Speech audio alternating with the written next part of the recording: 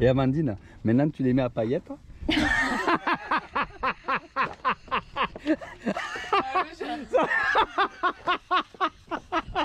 Le jour où tu vas faire une à paillettes. C'est pour qui? C'est pour Alfredo, pour Hugo, pour qui? Pourquoi t'es tout en rouge? Alors là, regarde là, je l'ai tué. Ok, donc il y a Steph qui se moque de moi depuis tout à l'heure, mais j'en ai une bonne aussi.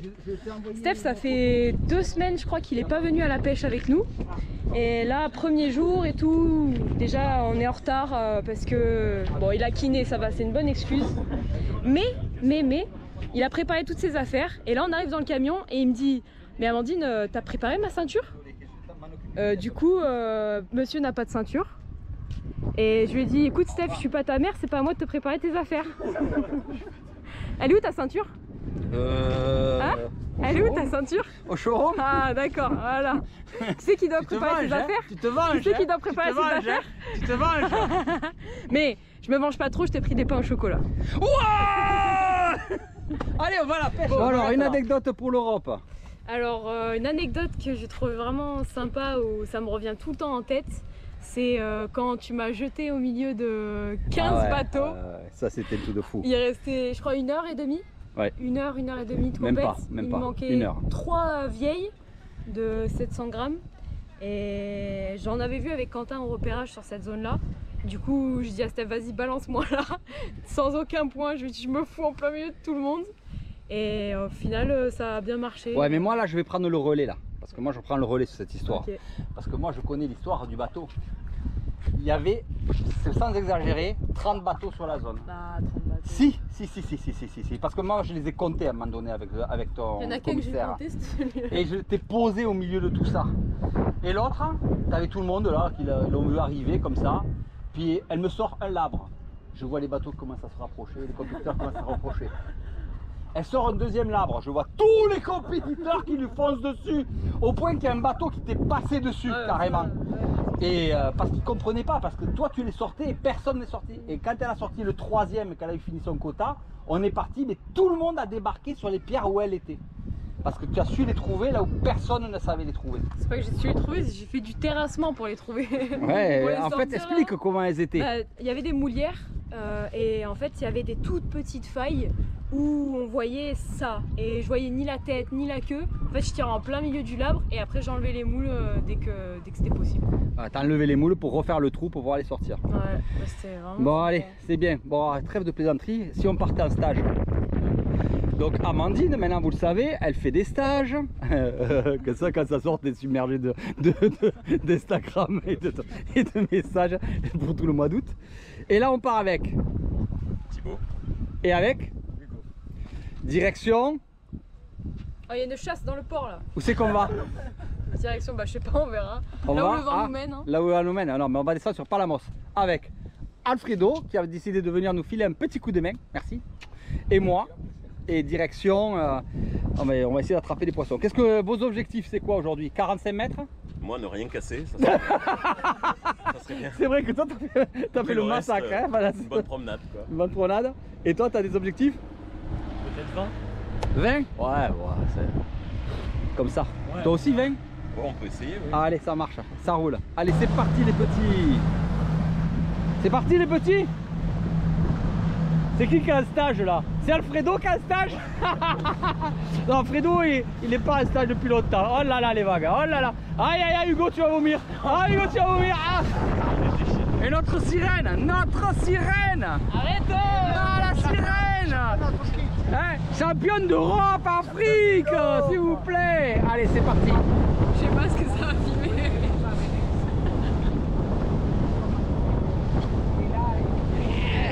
Je vais m'en sortir les gars, je vais m'en sortir. Bien sûr. Allez go. Allez c'est parti. En fait c'est journée explo aujourd'hui, c'est pas journée chasse. Ah, être là c'était dommage de pas leur faire faire. C'est pas joli ça? Eh Thibaut? Hugo? Top hein? Vous l'avez jamais fait ça. Et voilà, moi je peux le dire. Il fallait le faire. Ouais. Vu.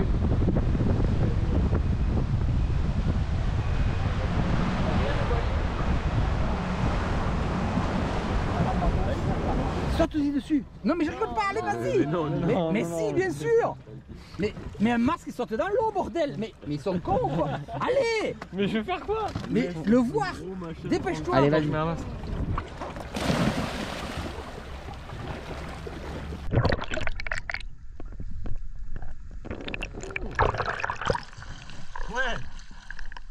Ah, il le voit. Il est descendu sans palme. Il est descendu sans palme. Eh ben, tu lui as dit de sauter, il a sauté. Bon, ça va les petits? Motivés? On vous a fait faire 1h15 de navigation pour arriver jusqu'aux îles des Formigues à Palamos. Comme si on s'occupait pas bien de vous. Hein? Toute belle ta combinaison bleue là. T'as vu, bleu dans le bleu là? Ah, le bleu dans le bleu, attends. C'est fait de descente en mode le mannequin là? Une vraie sirène, sans déconner. Hein. Voilà. son fusil au féminin.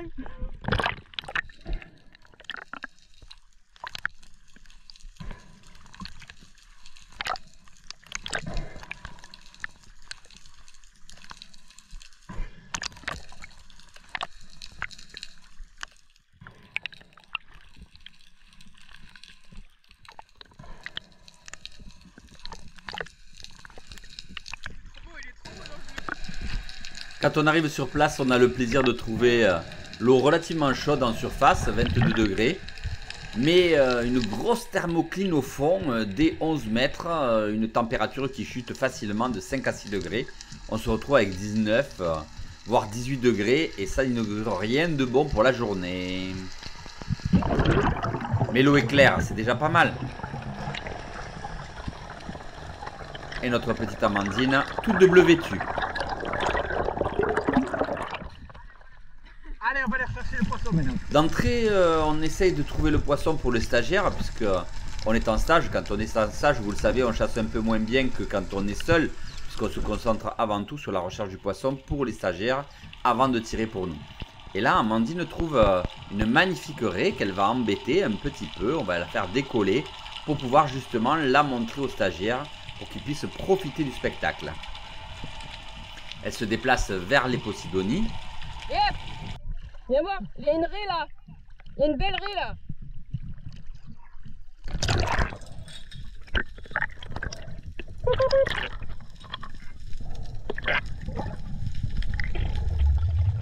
Et on va faire descendre à tour de rôle les stagiaires pour voir ce magnifique requin. Hein. À la base, il faut savoir que c'est la même espèce que les requins, les raies. Hein. C'est des ovipares, hein. Ils pondent des œufs. Hein. Et voilà. Magnifique. Où il est Thibaut?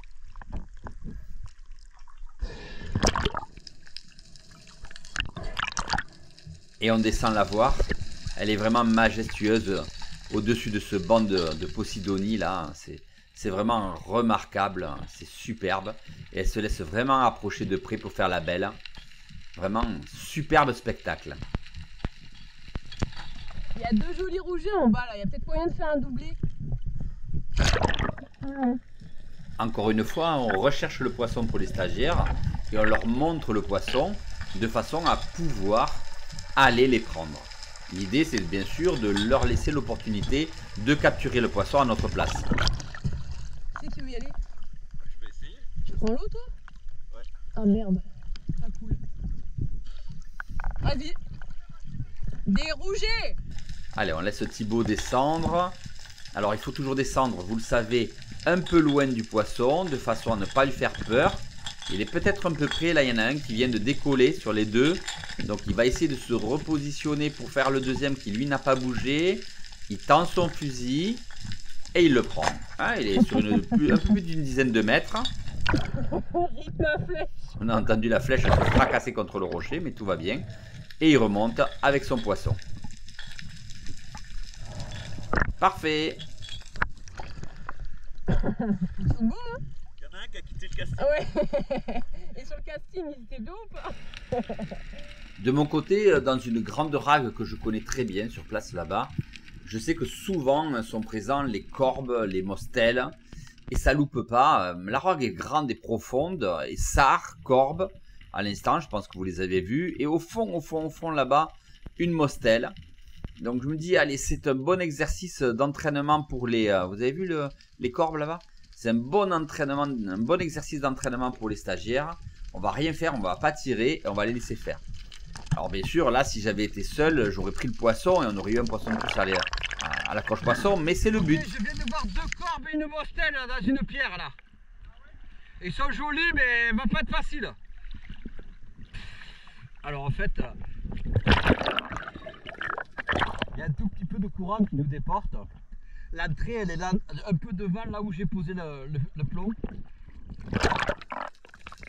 Il faut que tu la tires que si elle est proche de toi, d'accord? Sinon tu la tires pas. Tu vois là, il y a un trou. L'entrée comme ça, et se trouve par là, pas par là-bas. On trouve par là. Donc tu rentres dans le trou, tu auras une pierre devant toi, il faut regarder sur le côté, tu auras les corbes, tu vois la mostelle. C'est pas facile à voir, essaye. Si tu vois que la mostelle, elle est jolie, hein, elle vient suffisamment près de toi, tu n'hésites pas, tu la tires. D'accord? Mais Hugo, pour l'instant, il n'a pas encore l'habitude de la profondeur et il n'a pas encore l'habitude de rentrer dans les pierres. Vous allez voir, il reste un peu trop à l'orée du trou, il ne rentre pas à l'intérieur et du coup, il a un peu plus de mal à faire venir le poisson à lui. C'est normal, hein, là on est sur 10-12 mètres. Et il tire quand même. Malheureusement, j'avais éteint la caméra en remontant. Il a tiré. Oui, il a tiré. C'est bien, t'as tiré. Je bascule dans la foulée pour aller chercher le poisson. Parce que je sais que la mostelle a une chair fragile et qu'on ne peut pas la laisser 2 heures au fond le temps qu'il se ventile. Surtout qu'on n'est quand même pas à la porte à côté. Hein. Donc on va au contact. Je n'ai plus de lampe, donc je ne peux pas voir ce qui se passe. Et malheureusement, vous ne le voyez pas, mais j'ai une mostelle qui me passe devant le nez, en fait. Et je prends la flèche et je me rends compte que le poisson n'est pas au bout de la flèche. Je ne sais pas s'il l'a raté ou si elle s'est décrochée, hein, il n'y a que lui qui le sait. Mais en tout cas, ce qui est sûr, c'est que je remonte hors de la pierre, uniquement avec la flèche et sans le poisson. Mais c'est pas grave, on leur apprend à essayer de faire le poisson. C'est ça qui compte, c'est le principal. Je descends dans la grotte et je vois la mostelle qui me passe devant comme ça. C'est tellement fragile. Non, non, elle est même pas touchée. Ah ben, ouais. Elle est venue me voir comme ça, elle me dire mais qu'est-ce que tu fais là, tu sais, elle est passée. J'ai vu la flèche poser, j'ai dit bon ben il a manqué. Moi je l'ai eu parce qu'en plus ta flèche je l'ai poussée au fond. Alors c'est peut-être une autre que tu as eu.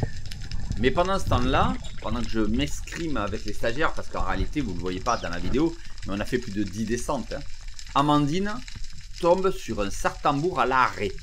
Elle y descend dessus, elle est prête à le tirer, elle l'aligne, il décolle. Ah, il gicle, elle n'a pas pris sa chance. Mais elle prend son temps, elle le retrouve un peu plus loin. Vraiment, on ne sait pas ce qu'il faisait là. Et regardez, il est de nouveau tapis comme ça. Elle redescend dessus, elle se dit, oh, ce coup-ci, je vais me le faire quand même. C'est pas possible, il va pas me repartir ici. Il repart et il repart de plus belle.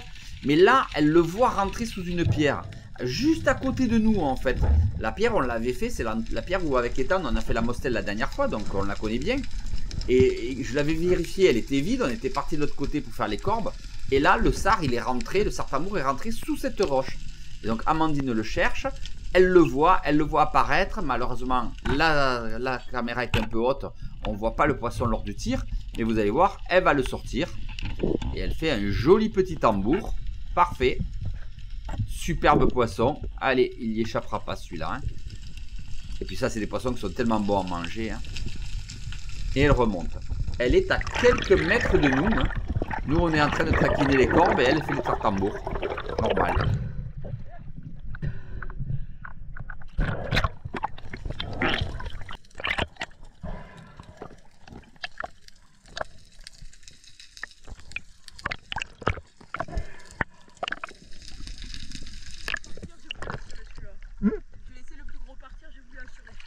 T'as bien fait là? Tu l'as fait? Juste là? À l'instant là, il y a 10 secondes, je suis remonté, tu m'as appelé. Et en fait, j'ai fait la pierre là, j'y étais pas. Par contre là, j'ai 2 corbes et une belle mostelle. Du coup, on a décroché une. Je voudrais aller jusqu'au fond de la pierre, mais... Je te surveille, attends, je la mets juste à la... Ouais. Allez, ce coup-ci, moi, je vais rentrer dans la faille le plus profondément possible pour pouvoir aller voir ces corbes et cette mostelle. Enfin, ces mostelles, parce qu'il y en a plusieurs dans la faille. Mais avec mes petits problèmes de jambes actuellement, je ne m'en sors pas d'ailleurs de cette histoire. Je préfère être sous surveillance parce que là, il ne faut pas rigoler. Là, je rentre complètement dans la grotte. Hop, je disparais totalement. Et même quand Amandine arrive, vous voyez que je suis totalement au fond et je continue à palmer. Je continue à avancer dans la grotte. Elle est énorme, cette grotte, hein. Et quand j'arrive au fond, j'éclaire, mais le poisson est trop loin. Le tir de Hugo a fait fuir le poisson vers le fond de la grotte. Et je ne peux pas passer là. Là, il y a une petite remontée de pierre qui m'empêche d'accéder complètement au fond de la grotte. Je suis coincé, je ne peux pas aller plus loin et donc j'abandonne. Je préfère faire demi-tour et ressortir. Je me retrouve face à Amandine ou Amandine face à moi. Elle me surveille de près, hein, parce que là c'est quand même chaud. Mais ça va, c'est bon, je peux ressortir tranquillement. Voilà. Et malheureusement, sans poisson, sans avoir pu tirer, j'aurais dû prendre ma chance au départ, mais c'est plus intéressant d'essayer de le faire aux stagiaires. On a fait trop de descente dedans. Ouais. Ouais, on a remué des Il y a choses. trop la base et tout ça. Je les vois, ils sont très loin au fond. Il y en a un qui est poli, il y en a un qui fait bien 1 kilo de corbe là-haut. Ah, il fait bien 1 kilo. Mais tu vas aller voir, mais. Moi, je voudrais aller voir là où j'ai tiré le tambour parce que c'est la même grotte, je suis sûre qu'elle est Ah rejointe. oui, mais de toute façon, elle traverse. Amandine repasse de l'autre côté au cas où les corbes auraient traversé par le fait que moi je sois rentré quasiment de ce côté-là. Peut-être qu'ils sont sortis de l'autre côté. Donc elle va voir, mais non, malheureusement, elle va faire toute la pierre sans les apercevoir. Il doit y avoir quelques cavités à droite, à gauche qui sont inaccessibles et qui ne sont pas complètement traversantes, dans lesquelles ils doivent se regrouper et se cacher et qui sont vraiment trop profondément ancrés au fond de la pierre pour pouvoir nous laisser la chance de pouvoir y accéder. C'est comme ça, hein, c'est leur maison, hein, ça c'est ce qu'on appelle des pierres maisons. Hein. Une pierre maison, c'est une pierre où ils vivent. Hein. Et là, je peux vous dire que si vous n'avez pas la chance de les faire d'entrer quand ils sont à l'orée des trous, ben, vous ne les faites jamais. C'est normal, c'est comme ça. Mais juste un peu plus loin, alors que je descends du bateau, je vois un bécofino de belle taille qui me passe dessous. Aucune hésitation, je descends la coulée. Ça, je sais que c'est un poisson que je ne peux pas faire au stagiaire parce qu'il n'ira pas se mettre à trou. Les bécofinos ne se mettent que très rarement à trou. Et là, je le suis et je le prends à la coulée en fait. Hein, à la descente et à la coulée. Hein, et je vais foncer sur lui parce que je l'ai pris un peu bas dans le ventre. Et je le sors, un beau bécofino. C'est une technique qui marche très très bien pour les bécofinos. Je me suis mêlé les sandos dans le couteau. Parce que en fait, vous pouvez y couler dessus et le suivre jusqu'à ce que vous arriviez à le tirer. Yep. Et elle a coulé sous le bateau.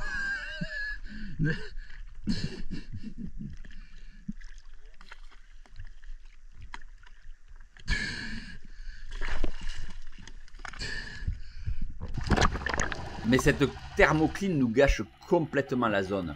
Cette zone-là, d'habitude, vous savez, quand elle est belle, claire et chaude, il y a des gros sards, il y a des gros rougets. Et là, c'est désert, c'est glacé, je vous jure, c'est glacé au fond. Bah, écoutez, un petit labre, je le prends, on veut faire le carpaccio pour les élèves, alors on le prend. Dans ces cas-là, il ne faut pas faire la fine bouche, hein, croyez-moi. Fais-lui manger. Eh oui, il faut le faire manger absolument. Je vais tirer pour qu'il mange. Fais-lui un carpaccio de suite. Il y a tellement de courant que je me suis perdu. Ah, je me suis perdu. En fait, Hugo était malade, donc du coup, on essayait de le faire manger un peu pour essayer de lui redonner courage. Et là, en descendant, eh ben, qu'est-ce que je retrouve? Un bécofino en train de grignoter là dans les cailloux. Et de nouveau, à la coulée, je le prends. C'est une technique qui marche très très bien sur le bécofino. Regarde, j'ai pas fait nappe plus long que toi et au même endroit que toi. Je cherchais une postelle, quoi. Et bien sûr, on n'oublie pas de tuer son poisson le plus vite possible pour pas qu'il souffre. Je le répéterai jamais assez.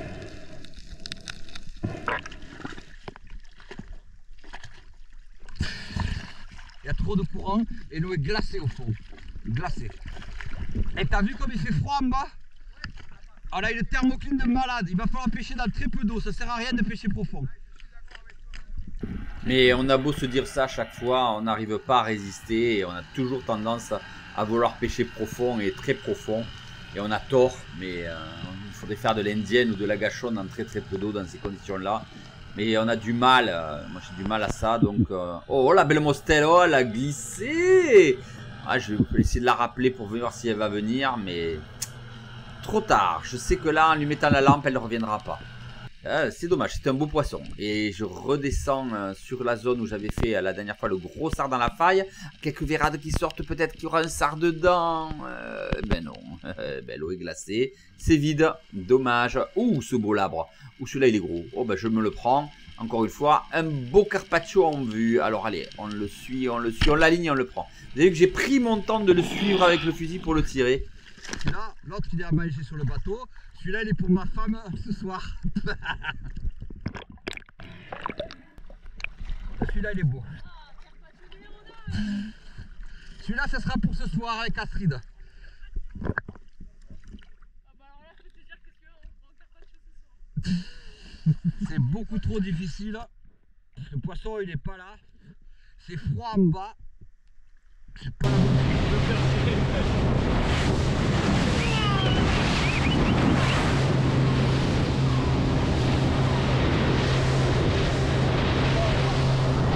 On est méchants, on est méchants. On a failli manger du poulet, oui.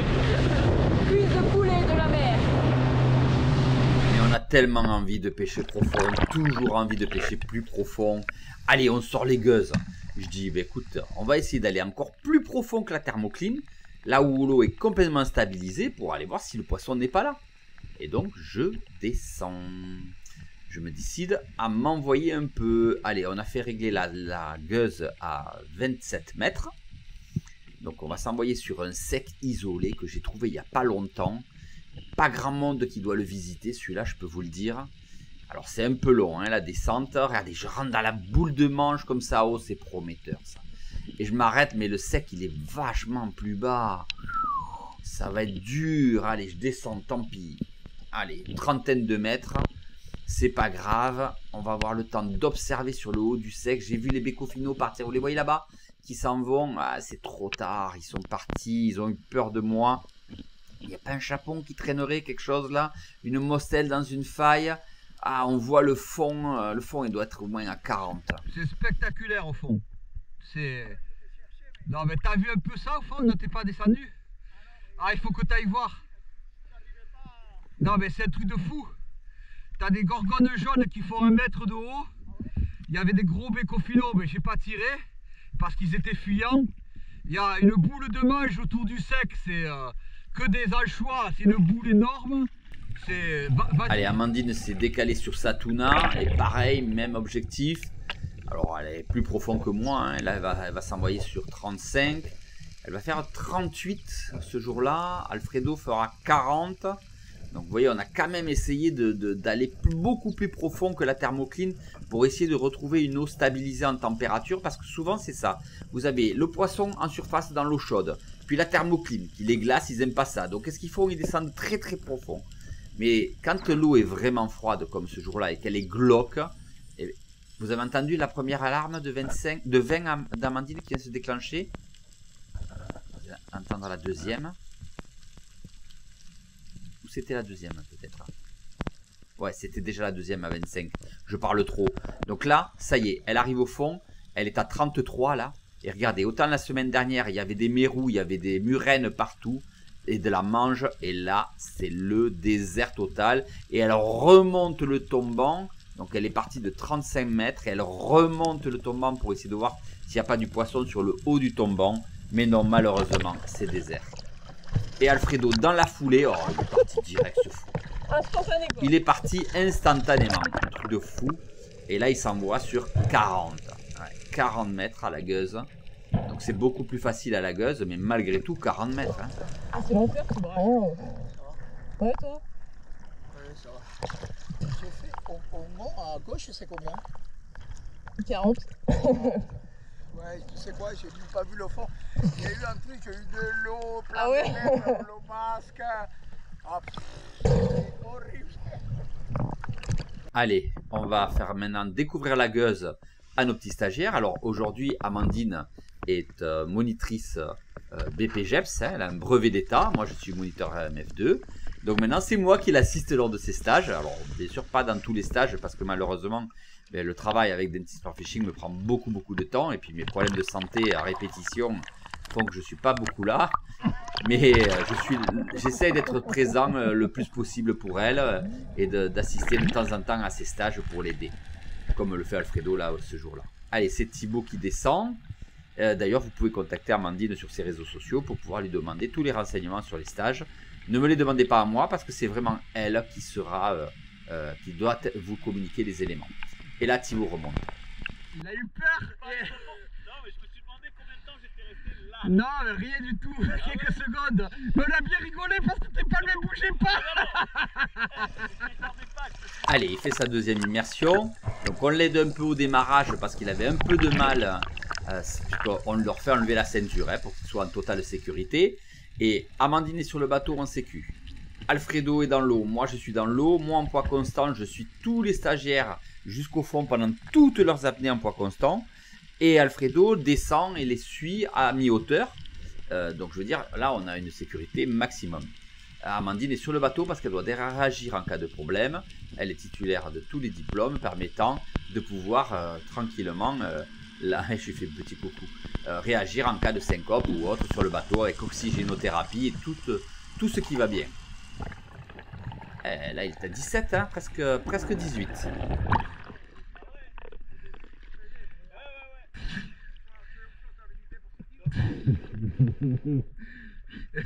Pourquoi t'es pas allé au fond? Pourquoi t'es pas allé au fond? C'est juste mental? Ah non, oui, d'accord, mais j'ai vu que t'étais là. Et j'ai vu que la truc, elle touche pas le fond, la gueuse. Hein. Bah non, c'était volontaire. Ah, d'accord. L'idée c'était d'amener un peu d'attirance, franchement. D'accord, ouais, non, mais il se passe quand même des choses au niveau de la gorge qui se passent pas avant. Hein. C'est normal. T'étais à combien là? 17. Tu vois. Allez, on passe à notre ami Hugo. Allez, il démarre et il palme. Allez, je m'envoie, je le suis. Allez, là, il met sa caméra, ça vous donne un peu l'image qu'il voit quand il descend à la gueuse. Une gueuse de 8 kg, hein, que l'on va monter d'ailleurs à 12 kg pour pouvoir descendre plus vite. Allez, je le suis. Et moi, je le suis en poids constant, encore une fois. Il voit le fond. Ah, il s'arrête un peu avant. Ah, il était pas serein, c'était sa première immersion. C'est bien, il a bien réagi. C'est bien. Je sais pas, mais c'est bien. En fait, tu sais pourquoi t'as lâché? Parce que t'as vu le fond. Du moment que t'as vu le fond, hop, t'as lâché la gueuse. C'était très bien, t'étais très à l'aise. J'étais à côté de toi, je t'ai touché la jambe quand t'es remonté, je sais pas si tu l'as senti. Ouais. Et en fait, j'étais à côté de toi, t'étais très à l'aise. Tu peux t'envisager de descendre un peu plus bas encore. Hein. Ouais, franchement, t'étais vraiment très bien. Hein. C'est pas de faire un plein pour une première. Tu as bien fait parce qu'il fallait que tu t'habitues à la chose. Donc c'était très bien géré. C'est parfait. On essaie d'en faire une un peu plus profonde. Et si tu n'y arrives pas, c'est pas grave. Hein. D'accord? C'est bien. Et ce coup-ci, il veut faire ses 20 mètres. Absolument. Alors on va lui faire ses 20 mètres. Allez, c'est parti. Je le suis. Il compense bien. Il a la tête un peu trop ouverte. Il faudra rentrer un peu plus la tête la prochaine fois. Mais c'est pas grave. Et là, il lâche la gueuse. Et il continue à palmer pour dépasser les 20 mètres. Voilà. Et il se redresse. Parfait. Je suis là. Je le félicite. Ça l'encourage. Regardez un peu. Il a la banane. Il a le sourire là. Hein, le Hugo. Ah ouais. Il est content d'avoir fait ses 20 mètres. Hein. Bravo Hugo. Bravo. Bon, mais là, il les a fait, ces 20. Hein. Tranquille, hein. Tranquille, il les a fait. Il est arrivé à sa gueuse et il a dit: oh, je vais descendre encore un peu. Et moi, je dis: oh, ben, je vais descendre avec lui. C'est bien, félicitations. Super, t'es content? Ouais, c'est top. Mais Thibaut veut pas être en reste. Alors il en remet une. Ah, il envoie les gaz d'entrée là. Il a donné les bons coups de palme au départ pour pouvoir bien descendre. Et ensuite il se laisse entraîner en free fall vers le fond. Allez, je l'aide un peu, je le pousse un peu de façon à pouvoir le rassurer par ma présence. La gueuse est réglée à 20 mètres. Alors avec le décalage, en fait elle est un peu moins de 20. Parce qu'il y a toujours un peu le bateau dérive si vous voulez. Donc la corde n'est pas parfaitement droite. Je lui fais coucou parce qu'il était arrêté, mais il a de l'eau dans son masque, il continuera pas. Mais c'est bon, il est près des bains. Et on reprend maintenant avec un peu d'exploration et de chasse. Et là, oui, c'est leurs œufs. Ils se sont regroupés, ils ont pondu, c'est pour ça qu'ils sont partout autour. Ça nous permet de leur montrer la ponte des escargots de mer, hein, un groupement d'œufs, vous voyez, où on voit les escargots dessus. Et aussi la découverte d'un magnifique lièvre de mer. Ça fait partie aussi du stage de pouvoir admirer la faune et la flore qui nous entourent au moment de nos chasses. C'est toujours très agréable de voir ces images. Mais Hugo ne se laisse pas compter, il a encore envie de se faire quelques rougets pour la fricassée. Très beau tir, bravo.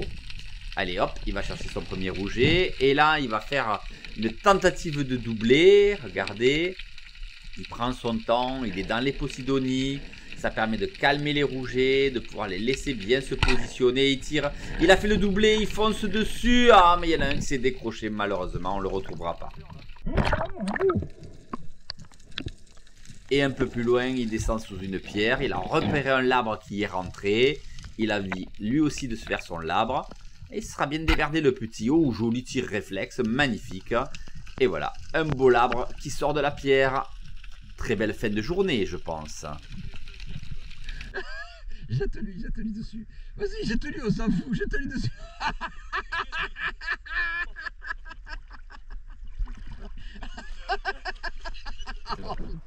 On n'a pas vu le poisson de la journée, mais là, ils vont nous narguer derrière. C'est maintenant. Bon, les petits, vous êtes régalés? Ouais, super. Bon, 20 mètres. 20 mètres, ouais. Pareil? Un peu moins. Un petit peu, à 17, parce que t'as décidé de pas forcer. Mais j'avais pas de masque. Sans masque, Ouais, ouais. Alfredo, c'est le désert, hein? 50. Alfredo, 50. Il a fait 45, Alfredo. Amandine, 40. C'est pas n'importe quoi. Marseillais, pas fait 40. Eh ben si, 38 t'as fait. Ah bon, 38, excuse-moi. Elle fait 40. Excuse-moi madame, 38 pardon. Pas pareil.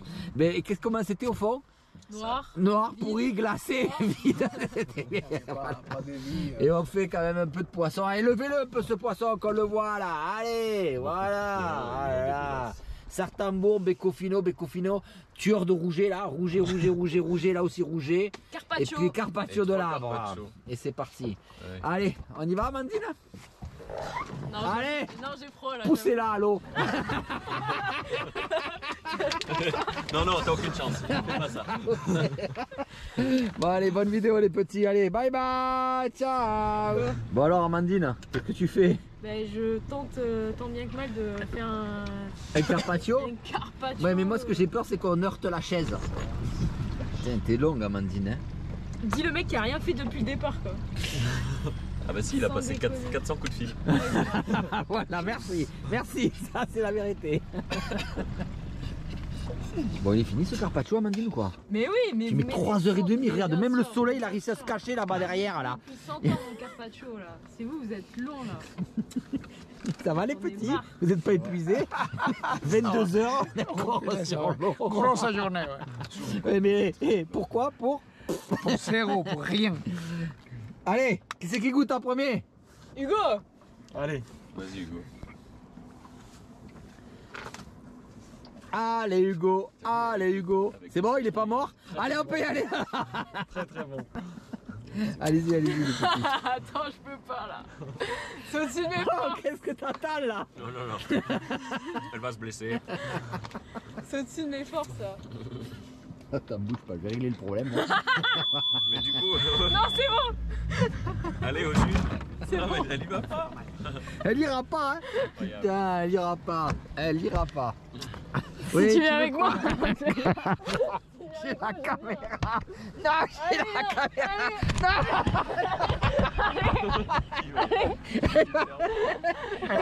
Je veux pas y aller. Non mais j'ai de la force, qu'est-ce que tu crois? Qu'est-ce que tu Ouais, crois? mais moi je suis un super chimpanzé donc t'arriveras Ah, pas. ok d'accord, adieu. Ah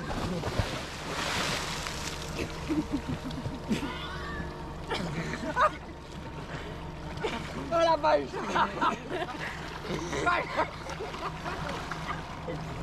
Non mais...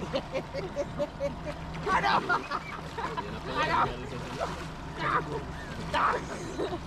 Alors, ça m'a donné 200 avec la Maintenant comment je vais faire pour remonter sur le bateau, moi ça me palme? Explique-moi un peu. Comme ça.